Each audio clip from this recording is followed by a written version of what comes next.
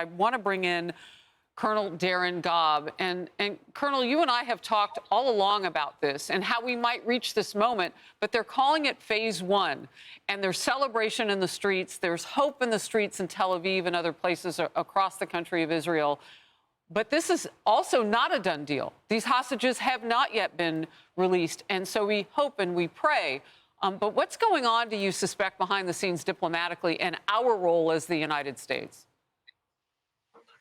Yeah, Harris, and good afternoon. Good to see you again. I suspect behind the scenes, the debates will continue for quite a while to see, what has Israel given up in terms of their national security, in terms of the ground they've gained in Gaza, and by the way, also in Lebanon. And they're going to monitor very closely the specific terms of the deal and whether or not they're being adhered to by both sides. As if we've learned anything from history, specifically with Hamas and the way Yasser Arafat trained Hamas to deal with foreign entities like the United States and other nations, was that war is deceit. And any deal that they strike is usually done only to give themselves some sort of an advantage for a period of time. To where they can re-engage what they were doing before. Hopefully not. Obviously, we would love to see hostages return to families, and that'll be a scene that will be wonderful to see.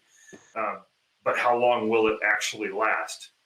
Can you give us some perspective on why there's 16 days? Does that amount of time have some significance? Like, I'm trying to figure out, so you're going to hold the male soldiers and men back for 16 days until the next phase. I mean, this is a situation where so many of their worst who are imprisoned in Israel get to go home now, back to Gaza or anywhere, any country, I would imagine, who would take them. It doesn't just have to be, across the border from Israel. So why 16 days? And do you think that is a stall? Well, yeah, 16 days could certainly be a stall. And when I see that number, I make a lot of assumptions and possibilities about what that could mean. And one is, does it give time for Israel to actually reposition forces in accordance with the deal that is signed? Do they have to move a significant number of people? Second of all, where are the hostages? Do they actually have to be returned from somewhere further than the Gaza Strip? We don't really know where they are or how many they are, and Hamas themselves may not really even know themselves either, because Hamas does not operate like we understand a true military force, where there is a single person in charge and everybody just simply obeys them. They could have taken a hostage and moved them somewhere else, and the Hamas leadership, who are not in Gaza, may not know where they are. So they're trying to give themselves some time to do some of these things.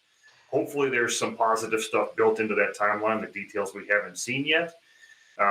But I guess we'll know whether or not this deal holds. My guess would be that within a week, we'll know whether it's going to stick at all. So Colonel, I really want to try to get an understanding of America's role at this point, because we're about to have a new president come in. And as my co-host Kayleigh McEnany pointed out, you may be seeing some of this because of what incoming President Donald Trump said directly to Hamas. All hell will break out if you don't let those hostages go before he takes office next Monday at noon. So you can't ignore that. He said it more than once. The world takes him seriously. I would imagine within the world, so do the bloodthirsty killers of Hamas. So what is our role at this point? And as Biden leaves, the current president, are you concerned at all about any sort of promises or dealings that have gone on? I mean, it's been very, very much like quicksand in the United States with regard to the border, for example. Him taking out of play more than 600 million acres for oil production in this country. Are you worried that he would make one of those legacy point deals in this, and what might it look like? I absolutely am worried. And in fact, I wrote a long piece about this, describing the fact that I thought that America's point of greatest risk was actually between a Trump victory in November and the inauguration, and the kind of deals that Joe Biden would put on the table or sign that seem to be designed specifically to do as much damage as he can in the remaining days of his administration. And you mentioned some of those already. Could this be another one? That remains to be seen. But like you said, Trump said there will be hell on earth to pay for not having a hostage deal in place before he comes in. And what's a big difference between a typical incoming president and this one? Well, this one has a track record, and he's proven the fact that he's willing to be very aggressive, and he's going to fulfill what he says he's going to do. And the Hamas leadership does not want to find out what that is.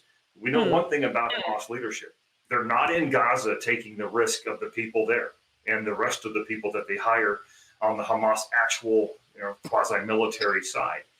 They don't want to find out what it's like to be a direct target, potentially, of a Trump-fulfilled promise, just like he did with Soleimani. Exactly. I was just going to say, you want to know what he'll do. You can't ask the Iran-driven terrorist Soleimani because he's gone. You can't look at a situation and remember back to when he was president a few years ago and, the war in Syria. And when chem weapons were used, he sent those Tomahawk missiles in there. So some of the leadership even then and their military on the ground working against us and trying to kill the people in Syria who would fight back, you can't ask them either because he took some things out of play, not just weaponry, but some killers too. Kennedy has a question for you, Colonel. Thank you for being with us. Lieutenant Colonel, thank you so much for taking the time. And as we talk about American politics and foreign policy and the overlap between two administrations, we also think about the threat here and the homeland. And, just a few short weeks ago, a murderous American citizen radicalized and mowed down dozens of people in New Orleans as they were celebrating New Year's Eve. This person pledged allegiance to ISIS. And I'm wondering, as we have focused so much on Hamas, is there a correlation here between the potential strength and ISIS growing while we did not have our eye on them? Oh, absolutely. I mean, if you back out of this and look not only at Israel and Gaza, but you start bringing in Russia, Ukraine, China and the fentanyl, what's happening in Syria, and all the different pieces and parts around the world, and you build a bigger picture, what you see is that they all know that our greatest weakness in America right now is our border and the lack of control over it. And I know for a fact that there are people coming across the southern border that are here for purposes that terrorist groups would be here for, whether they be ISIS or Al-Qaeda or sympathizers, whether they be drug gangs. That's a significant risk to the homeland, because what's the greatest way a nation overseas could distract America from being able to respond in force to a true threat somewhere, in the Pacific, Middle East, Europe, doesn't matter, is to create significant crises in our own homeland with our own infrastructure. And one guy driving a truck is one example.